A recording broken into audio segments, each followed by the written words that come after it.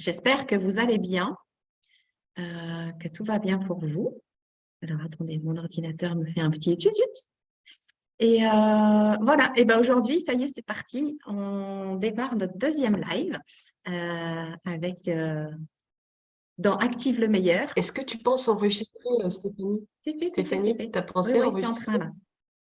C'est Ah en non, train. parce que ça s'affiche pas sur mon truc. Si, c'est OK de mon D'accord, côté. Et ça ben marche. aujourd'hui, tout est en décalé. J'adore le direct. Les joies du direct. Bon, allez, on est parti. On vous garde pendant, allez, 15-20 minutes avec nous. Et si vous êtes OK, bien sûr. Et puis, Valérie, aujourd'hui, je file le relais pour cette fois-ci. Ce sera Valérie qui va nous parler de qui parle. Est-ce que ça va être notre petite voix qui est à côté, ou la deuxième, ou notre mental, ou notre cœur? Donc, elle va essayer de dégrossir un petit peu ça pour voir un petit peu qui parle quand on fait des choix, quand on fait des réflexions, voilà, tout ça. Voilà, d'accord. Oui, c'est un sujet qui me passionne, Stéphanie, parce que effectivement, devenir observateur de soi, vraiment, permet de prendre cette hauteur qui nous fait sortir qui nous permet de nous détacher de tout ce qui nous arrive. Alors, moi, ça a vraiment changé ma vie depuis que j'arrive à adopter cette attitude de prendre de la hauteur et de m'observer. Alors, effectivement, il y a trois sujets d'observation en nous qu'on peut avoir. On a notre corps, on a nos émotions, mais aujourd'hui, moi, je vais parler de nos pensées. En fait, comment on fait pour savoir qui est-ce qui est en train de parler à l'intérieur de nous? Parce que ça, je pense qu'on a tous vécu cette expérience d'avoir des petites voix, vous savez, enfin, dans les dessins animés, tu sais, c'est représenté depuis les plus tôt que je regardais quand j'étais petite, moi, il y a toujours le petit diable et puis le petit ange à côté. Et donc, ces deux petites voix, elles sont vraiment à l'intérieur de nous. Alors, ce qui est amusant quand on commence à observer ça, c'est si on observe nos pensées, on peut vraiment, finalement, les catégoriser en deux colonnes, tu vois. Et c'est ce que je me suis amusée à faire quand il y a ces petites voix qui parlent, c'est me dire, bon, alors attends, toi, tu vois, dans une colonne, on peut mettre toutes les voix qui nous parlent de confiance, de courage, d'amour, de joie, de positivisme, de gentillesse, de créativité, d'accord? Ça, c'est dans une colonne. Et puis finalement, il y a l'autre voix qui est toujours en train de nous saboter, de nous dire qu'on est nul, de nous inciter à la colère, à la jalousie, à la peur, à l'envie. En fait, on sent qu'énergétiquement, ça fait un peu plus boum. OK? Est-ce que ça te parle, ça, Stéphanie? Complètement, oui. Voilà. Donc, finalement, si on arrive à faire nos deux colonnes, à s'observer un temps en mettant, voilà, nos pensées dans ces deux colonnes. Et on peut résumer, en fait, toutes celles qui sont plutôt positives. Moi, je les résumais, enfin, pas que moi, mais par la voix amour de moi. Et puis l'autre, eh ben, c'est plutôt, si on fait bien attention, qu'à chaque fois qu'on a ces paroles un petit peu négatives, c'est notre tyran intérieur, que j'appelle notre saboteur, qui, lui, est rattaché à la peur de ne pas être aimé. Voilà, si on veut Donc, vraiment synthétiser, tu es en train on de pourrait dire dire, qu'on a notre voix du oui et notre voix du non. alors, je C'est ne un sais peu pas si ça? c'est un oui ou un non, mais c'est Mm. plutôt une voix. Alors, je ne sais pas ce que tu entends par oui ou par non derrière. Mais quand on fait un choix de oui, il vient spontanément. D'accord? Ah ok, c'est ta voix de ton cœur. En fait, toi, tu vas dire que la voix du oui, c'est la voix de l'amour, du cœur. Oui. Et puis la voix du... Alors, c'est quoi cette voix du non? Mais la voix Ah, du qui non, t'empêche de principalement, tu vois, faire. c'est comme quand tu réfléchis comme ça et que tu te dis, oh, je vais peut-être dire un non, mais il y a toujours un petit peut-être derrière. Et Oui, alors, il y a des d'accord. noms qui viennent du cœur parce qu'on ne le sent pas et c'est complètement OK. Mais il y a Voilà. ces noms où on va dire non. Tu vois. Est-ce que ça peut changer et varier selon notre énergie quand on le dit? Alors, tu vois, là, j'ai jamais imaginé le oui et le non. Moi, c'est vraiment été Hmm. celle qui, derrière cette petite voix, t'as peur de quelque chose. Ça veut dire que je vais, là, si je dis non, pour moi, dans une situation, on m'a demandé quelque chose, en fait, profondément, j'ai envie de dire non parce que c'est ce que j'ai envie de faire, mais par peur de ne pas être aimée, je vais dire oui. Tu vois, je ne le différencie pas oui et non, c'est vraiment le fait qu'il y en a un qui vienne, qui jaillisse, là, qui soit oui, ça j'ai envie de le faire, ça me parle. Et puis finalement, l'autre voix qui nous fait prendre un choix, mais qui ne nous correspond pas au fond de nous, parce que par derrière, c'est ah ben si je fais le choix qui me parle vraiment à l'intérieur, finalement, il y a un risque que la personne me juge, ne m'aime plus, ne me parle plus, et voilà, tu vois, je différencie ça plutôt qu'un oui et un non. Et finalement, tu sais, on est toujours en train de... Et ce qui est important d'identifier ces deux voix, c'est qu'on comprend que selon celle qu'on écoute, eh ben, on va faire un choix ou un autre. Comme effectivement, tu parlais de choix, mais finalement, quand on va écouter cette petite voix du cœur, eh ben, on va aller dans une direction. Et si on écoute la voix de notre tyran intérieur et qui a peur, qui est dans la colère, dans la haine, on va prendre une autre direction. Et des fois, on se retrouve à être sur un chemin qui n'est pas le nôtre, tellement on a peur. On a peur, on écoute cette voix. Et la difficulté, c'est que la voix du cœur, au début, elle murmure, elle parle tout doucement. Donc, on n'a pas pris l'habitude de l'écouter. Et puis, la voix de notre tyran intérieur, lui, ça fait tellement d'années qu'on suit cette voix et elle parle beaucoup plus fort. Donc, tout le défi, ça va être d'aller baisser le niveau sonore de cette voix qui nous fait peur, enfin, de notre tyran intérieur, là, et puis d'augmenter, de dire, hé, attends, toi, la petite voix. Tu vois, c'est comme quand tu as une trentaine d'élèves dans la classe, puis tu as toujours les grands parleurs, et puis toi, ben, tu vas dire, attends, il y a un élève tout derrière, là, qui va peut-être vouloir dire quelque chose. Puis il est comme ça, là, et puis il n'ose pas parler. Voilà. Donc, c'est cette voix-là qu'il faut écouter.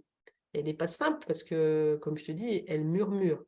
Mais on a aussi souvent l'habitude de blâmer notre mental en disant ouais, c'est mon mental, il est trop ci, il est trop ça. Mais finalement, notre mental, il est juste l'interface de cette petite voix. C'est un poste de radio. Lui, il capte, finalement, il capte les deux. Mais comme il y en a un qui parle beaucoup plus fort, ben, il va nous faire ressortir la voix de notre tyran intérieur.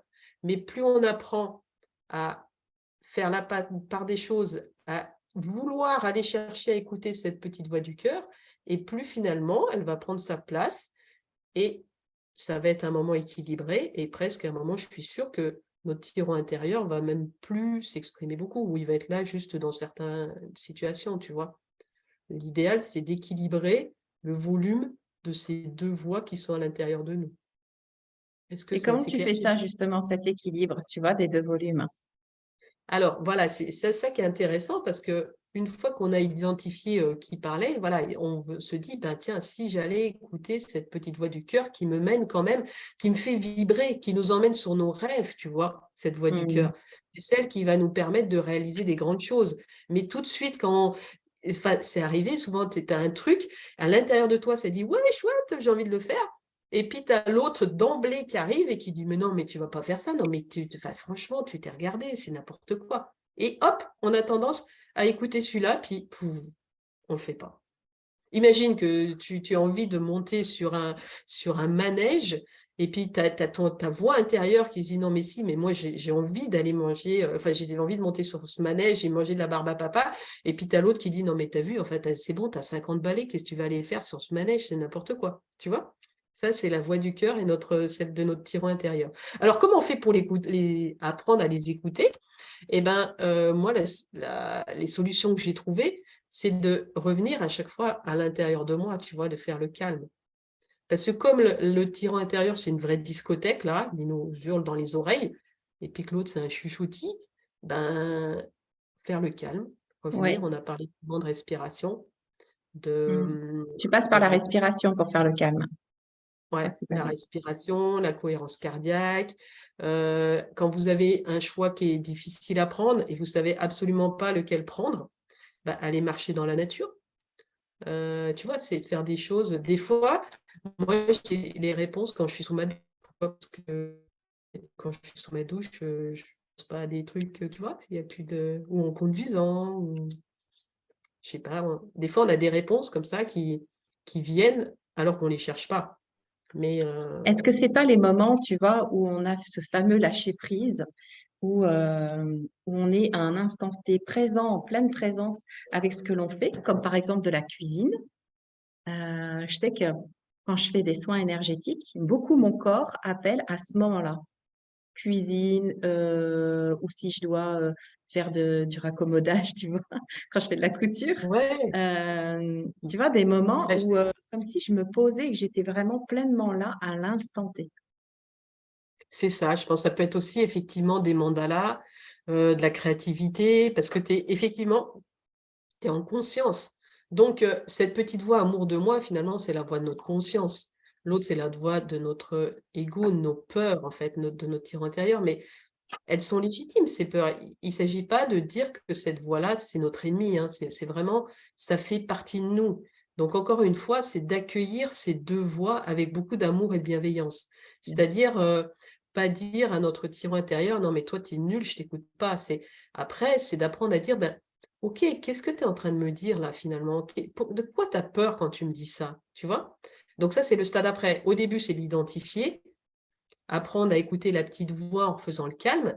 Et finalement, quand on est dans le calme, quand on est en train de faire des activités, comme tu dis, la cuisine ou autre, ou de respirer, c'est de prendre le temps d'écouter les deux voix. D'accord? C'est dire, ben, ok, cher tyran intérieur, qu'est-ce que tu es en train de quoi tu as peur quand tu me dis ça? Quand tu me pousses à faire ça, quelle est ta peur en fait? Quelle est la peur qui est cachée derrière? Et là, eh ben, on réconcilie nos deux voix, tu vois? C'est vraiment trouver l'équilibre. J'aime beaucoup la notion chez les bouddhistes le chemin du milieu. C'est-à-dire, on ne va pas d'un extrême à l'autre. En fait, on est ces deux voies-là. Elles font partie de nous. Et l'idéal, c'est de les écouter avec beaucoup de bienveillance et les réunir pour qu'elles aillent ensemble. Parce que derrière chaque peur, il y a quand même, hop, quelque chose, on a un apprentissage à avoir, tu vois. Donc, c'est de les écouter et de les prendre en compte. Mais généralement, dans notre vie, ce qui se passe, c'est qu'on n'écoute que celle de notre tyran intérieur. On n'a même pas conscience de cette petite voix. Ou alors, des fois, on se dit, zut, mais oui, j'avais l'intuition que c'était ça que je devais faire. Et là, on se dit, ah ben tiens, il y a une voix qui me parle. Ça nous arrive à tous de se dire, tu as l'intuition de quelque chose, tu le fais pas, et après tu dis, ah, flûte, mais en fait, la réponse, elle était J'aurais là. dû. J'aurais dû. J'aurais Non, dû. j'aurais dû. Voilà. Et ben, j'aurais dû, c'est cette petite voix qu'on n'a pas pris d'habitude d'écouter. Ouais. Donc déjà, prendre conscience qu'elle existe, c'est une première étape. Et puis, effectivement, faire le calme plat à chaque fois. Voilà. Mais est-ce que du coup, ça voudrait dire qu'il faudrait qu'on suive à chaque fois notre sorte d'intuition et de se dire on teste en ayant l'expérience du coup, tout simplement. Ouais, bien sûr. Voilà, j'expérimente de plus en plus de faire ça. Et c'est vrai que ça fait peur, hein, parce que cette petite voix du cœur, souvent, elle nous sort de notre zone de connu. Donc, on Ouais, flippe, voilà. À la limite, c'est comme nous avec nos lives, là. Franchement, on a notre voix du cœur qui nous a dit Stéphanie Valier, faites un live. Et puis, il y a notre tyran intérieur qui dit non, mais en fait, franchement, vous allez vraiment faire ça? Et on a écouté notre petite voix du cœur parce que ça nous fait vraiment kiffer de faire ça. Voilà. ouais. Et je peux partager une petite expérience que j'ai vécue hier parce que Oui, tu vas-y. vois, dans ce que tu dis, ça me rappelle ce que j'ai vécu hier. Hier, je suis allée à un salon qui s'appelle Natura Bio sur l'île et il y a un moment donné, il y a une école qui était présente, qui est à Lille et je commence à échanger avec une personne qui est en train de faire cette école-là. Et à un moment donné, la créatrice dit: «Ah bah, cette personne a besoin d'un câlin». Et moi qui suis, j'adore les câlins, qu'est-ce que j'ai fait? Je me suis retournée vers la personne, j'ai dit: «Bah, moi, je veux bien faire un câlin». La personne s'est effondrée en larmes dans mes bras, mais de joie tellement c'était bon de pouvoir faire un câlin. Et du coup, il y a eu une sorte d'alchimie, tout le monde a fait des câlins. Moi, j'ai fait des câlins à d'autres personnes et j'ai eu ce retour-là en me disant enfin, une personne qui me dit: «Oh mais qu'est-ce que c'est bon de faire des câlins avec vous». Elle dit: «Je crois que je vais le garder toute ma vie dans mon cœur ce câlin-là». Et j'ai trouvé ça assez magique parce que je me dis que ça a été fait sur l'impulsion, tu vois? Et tout de suite Mhm. et je me dis que si j'avais pas suivi ça, j'aurais pas vécu ça. Ouais, c'est ça. Donc ça rejoint à ce que tu dis, tu vois? Et puis à ce qu'on disait avec l'expérience d'aller profiter de cette expérience-là. Ouais. Et puis, si jamais cette intuition, cette voix du cœur nous emmène sur un chemin et on s'aperçoit, ben non, finalement, celui-là, ça ne me plaît pas trop, et ben on change en fait. Voilà, il n'y a pas de, Oui, il y a pas de lézard, c'est on agit, on a besoin d'agir et d'expérimenter pour savoir ce qui va se passer vraiment.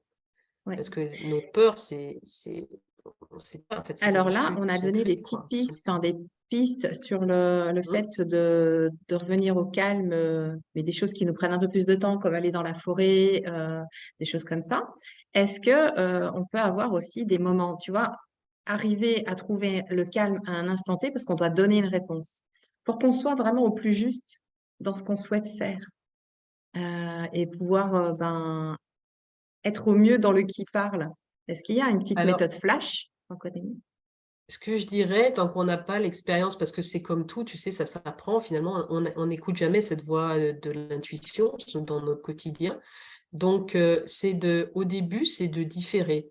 C'est-à-dire que quand on sent que c'est chafouin à l'intérieur de nous, tu vois, quand il y a une question qui est posée et on sent qu'à l'intérieur, ça ouf, ça travaille, moi, j'aurais tendance à conseiller de dire, écoute, d'accord, je vais te donner une réponse, mais je prends un peu de temps. Voilà, c'est de différer parce que quand on est dans l'émotion, automatiquement, on va se dire, ah ben oui, il faut que je dise oui parce que si je dis non, ça ne va pas le faire. Mais au fond, nous, en fait, on avait vraiment envie de dire non. En Mhm. différant, eh ben, on va vraiment pouvoir aller écouter cette petite voix et peser l'une et l'autre. Eh oui, Donc, je dirais que dans l'instant T, c'est pas toujours dans l'instant T qu'on va être capable de prendre, pif, la bonne décision, surtout quand on n'a pas l'habitude d'écouter notre petite voix du cœur. Parce qu'on risque de systématiquement écouter celle-là qui va parler plus fort. eh Quand oui. j'ai été sur la conférence de Robert Savoie, que quand il a posé la question de savoir s'il y avait des personnes qui rêvaient de monter sur scène, en fait, il y a eu un truc qui a été super rapide, c'est qu'à l'intérieur de moi, la petite voix, elle a dit oui, moi. Mon ego a dit mais ça va pas, tu vas pas monter sur scène, mais mon corps, en fait, était de connivence avec ma petite voix du cœur et a levé la main. Mais voilà, je pense que c'est ça parce que je suis beaucoup plus à l'écoute de ma petite voix intérieure. Dans le temps, c'est lui qui aurait gagné et pouf, je me serais écrasée. Voilà, c'est simple. Mais donc ça demande, enfin, là aussi, ça demande beaucoup d'habitude de commencer à s'observer déjà de prendre conscience qu'on a ces deux voix, c'est génial. Et puis après, d'affiner au fur et à mesure. Voilà. Oui, ok. Ah, c'est Bon, chouette. écoute, je crois qu'on est dans notre bon timing, hein. Oui, merci. Un Zé. grand merci pour ça, Valérie. Est-ce qu'on a des questions? Je ne sais pas, j'ai vu des Non, choses il n'y a pas de passer, mais questions. Je suis en train de regarder. il Il y n'y a avait pas des... de questions. N'hésitez pas Ok. si vous voulez en donner. C'est maintenant. Si vous avez des Ou petites questions, alors, mais on y même après, vous pouvez répondra. les mettre dans le chat, enfin dans les commentaires. On vous répondra, bien entendu. D'accord. Et puis, donc, on va vous donner notre sujet de la semaine prochaine qui va être Oui, fait par Stéphanie. yes. La semaine prochaine, ça va être apprendre à faire le tri. Le tri plutôt dans ses affaires. L'idée, c'est d'aller désengorger un petit peu ce qu'on accumule un petit peu au quotidien, parce que ça fait partie du cheminement d'aller vers le mieux-être et d'activer des choses. Donc, commencez justement à aller faire ce petit tri-là. Mm. Aller vers l'essentiel parce que finalement, on se pollue énergétiquement à garder des choses qui ne nous correspondent plus. Alors Oui, moi, ce sujet il va vraiment m'intéresser parce que je suis incapable de faire le tri. Donc Stéphanie, j'ai hâte de t'entendre la semaine prochaine. exactement. Merci. À la semaine prochaine. À la semaine prochaine, tout le monde.